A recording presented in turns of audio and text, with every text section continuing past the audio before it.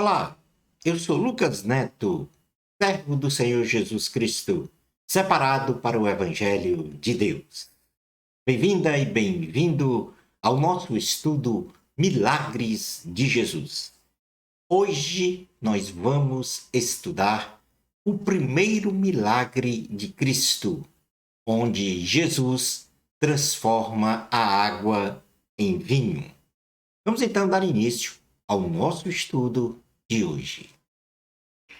A água transformada em vinho em uma festa de casamento é oficialmente o primeiro milagre realizado por Jesus numa pequena aldeia da Galileia chamada Caná, situada a 15 quilômetros da cidade de Nazaré. Somente o apóstolo João registra este milagre em que Jesus transforma a água em vinho. Neste estudo, Milagres de Jesus, vamos compreender os ensinos espirituais do milagre da água transformada em vinho nas bodas de Caná.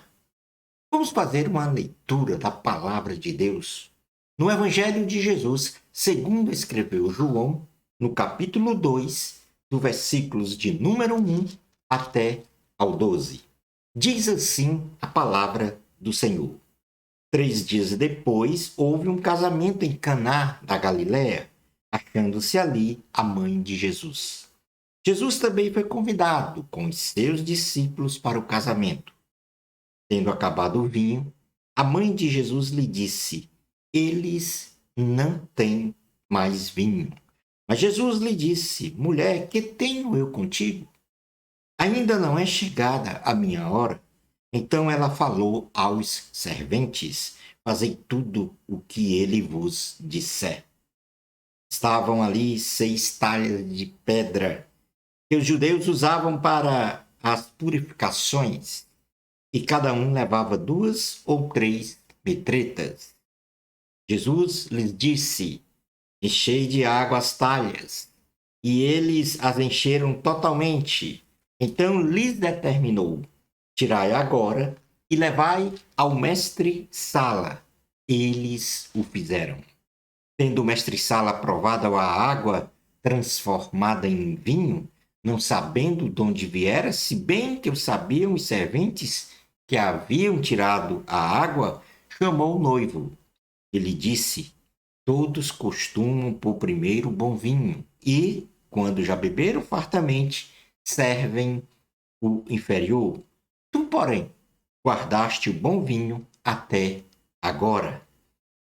Com este, deu Jesus princípio aos seus sinais em Caná da Galileia, manifestou a sua glória, e os seus discípulos creram nele. Depois disto, desceu ele para Cafarnaum, com sua mãe, seus irmãos e seus discípulos, e ficaram ali não muitos dias. Portanto, aí está o relato no Evangelho de Jesus, segundo escreveu João, sobre este milagre da transformação da água em vinho no casamento em Caná da Galileia. Dentro de um contexto das bodas de Caná, nós podemos dizer que os festejos dos casamentos judaicos na época de Jesus duravam pelo menos uma semana inteira, com muitos convidados, entre eles Jesus e seus discípulos, e a falta de vinho para os convidados era considerado uma demonstração de não hospitalidade para com as pessoas e até mesmo vergonhoso. Maria, mãe de Jesus, estava envolvida de alguma forma com os preparativos da festa de casamento. Não sabemos ao certo a razão, mas ela detectou que a quantidade de vinho não seria suficiente para os convidados e iria faltar, sendo então essa situação um grande problema para os anfitriões da celebração do casamento. Mas, dentro ainda deste contexto, nós podemos determinar os propósitos do milagre das bodas de Caná. Por que que Jesus realizou esse milagre de transformar a água em vinho? Jesus, ao realizar o milagre da transformação da água em vinho, quis alcançar os seguintes propósitos. Primeiro, evidenciar o caráter e o poder divino, sobrenatural, de forma prática e visível. Segundo propósito, fortalecer a fé de seus discípulos para testemunhar ao povo sobre o reino do céu. Terceiro propósito do milagre, honrar a fé de sua mãe, Maria, que buscou em Jesus a solução para o problema da iminente falta de vinho para os convidados e também atender aos necessitados, promovendo então a felicidade humana naquele casamento. Posto o relato deste milagre e também os propósitos que estão pautados no texto bíblico, nós vamos falar agora sobre a questão da exegese deste texto, de toda este acontecimento. O primeiro ponto, quando se faz uma interpretação do que está escrito nesta leitura realizada, é que Jesus e seus discípulos foram convidados para o casamento. E, portanto, Jesus fora convidado para a celebração do casamento e, junto com os seus discípulos, foram para Caná da Galileia. O fato de Jesus estar com seus discípulos já denotava o início, então, da sua obra evangelizadora e redentora. Começa aí a obra evangelizadora e redentora de Jesus. Isso está escrito no versículos 1 e 2 do capítulo 2 de João. O segundo ponto desse texto bíblico que a gente pode, vamos dizer assim, identificar, é que Maria informa a Jesus a falta de vinho no casamento. Maria, mãe de Jesus, já estava em Caná, no local da celebração do casamento. Presumidamente, ela estava envolvida com a administração da festa. Nota que o vinho não seria suficiente para todos os convidados, sendo então um grande problema a ser resolvido, como já mencionamos.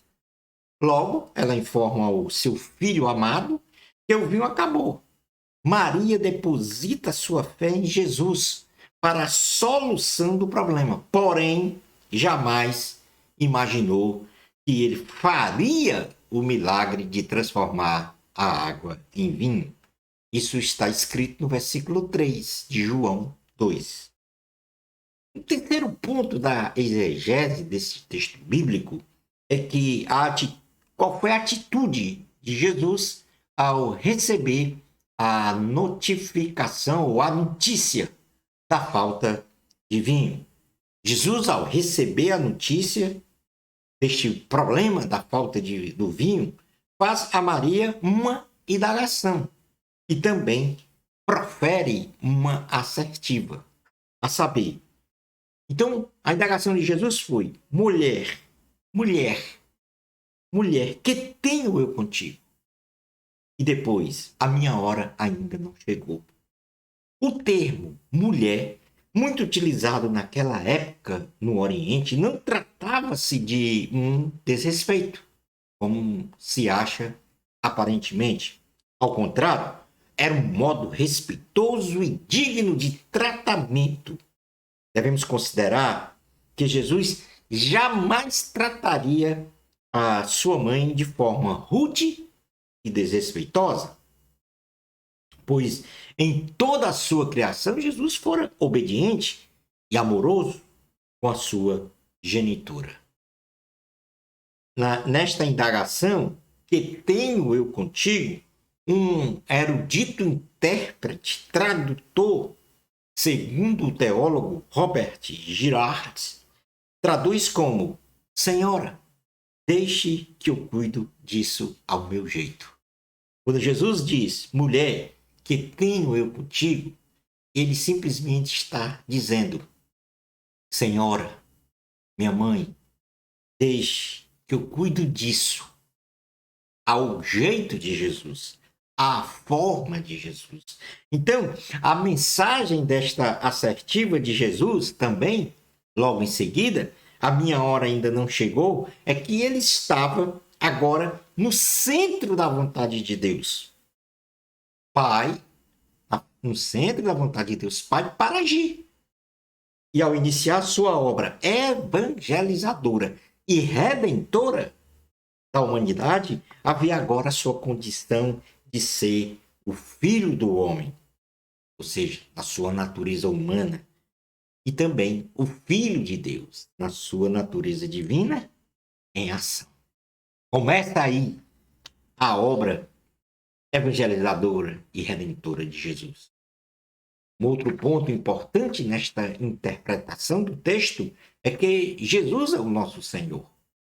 Maria, a partir da indagação de Jesus e da assertiva, mulher, que tenho eu contigo, dizendo, Senhora, deixe que eu cuido disso ao meu jeito, e a minha hora ainda não chegou, ou seja, ele quer dizer que ele estava dentro da vontade de Deus, Pai, para realizar a obra. Então, agora, nós temos uma interpretação de que Jesus é o nosso Senhor. Maria, ela orienta os serventes que fizessem tudo o que Jesus ordenasse, tipificando então o entendimento de que Jesus daria uma solução para a falta de vinho no tempo e no modo do Senhor. Tempo e no modo do Senhor. Isso está escrito no versículo 5. Jesus é o nosso Senhor. Um quinto ponto importante que podemos extrair deste texto é que Jesus está no controle de todas as coisas. Jesus ordena aos serventes que colocassem água nas talhas de pedra, que eram recipientes contendo água para purificação, ou seja, a lavagem das mãos antes e depois das refeições e também para a lavagem de alimentos. Eram 6 talhas, contendo cada uma 2 metretas, tendo em cada metreta 22 litros de água, fazendo então um total de 44 litros de água por talha. Portanto, 6 talhas de 44 litros significa que 264 litros de água foram transformados em vinho, o bom suco de uva. Estava então aqui envolvido, ou resolvido, melhor dizendo, o problema ao tempo e ao modo da ação do Senhor Jesus. Não faltou vinho na festa de casamento e todos se alegraram com o melhor suco da uva que já haviam tomado. O mestre Sala provou do vinho sem saber a sua origem e atestou que se tratava do melhor vinho que já havia degustado e assim parabenizou o noivo por ter servido o melhor vinho no final da festa. Jesus promoveu a felicidade dos convidados e dos noivos nesta celebração do casamento. Isso aqui está escrito, versículo 6 ao 10. Outra exegese deste texto bíblico que nós lemos, João 2, 1 ao 12, é que toda honra e toda glória é do Senhor Jesus. Jesus inicia então os sinais, os prodígios e maravilhas em Caná, mostrando que toda a glória é dele e que a nossa fé deve estar centrada nele. Dizem alguns estudiosos que Jesus não transformou o total da água em vinho, mas a medida em que se derramava a água da talha, ela ia sendo transformada em vinho, num milagre muito mais inimaginável por qualquer ser humano. Vamos passar agora a ver alguns ensinos contextualizados, melhor dizendo, para os cristãos, ou seja, para nós que somos cristãos. Jesus transformou, primeiro ensinamento, é que Jesus transformou a água em vinho e hoje quer te transformar pela água, que é a palavra de Deus, restaurando então o teu caráter para você viver sob os domínios do Espírito de Deus e assim tomar posse da salvação e da vida eterna. A água hoje é a palavra de Deus que restaura o nosso caráter deformado pelo pecado. E assim nós passamos a viver pelos domínios do Espírito Santo. Logo, entregue a sua vida a Jesus se ainda você não o fez. Segundo ensinamento. Jesus sempre está presente para nos socorrer segundo as nossas necessidades. Porém, Deus faz pelo ser humano o que a pessoa pode fazer por si mesma, para não torná-la espiritualmente fraca na fé. Melhor dizendo, Deus nunca faz pelo ser humano, eu vou repetir, Jesus sempre está presente para nos socorrer segundo as nossas necessidades.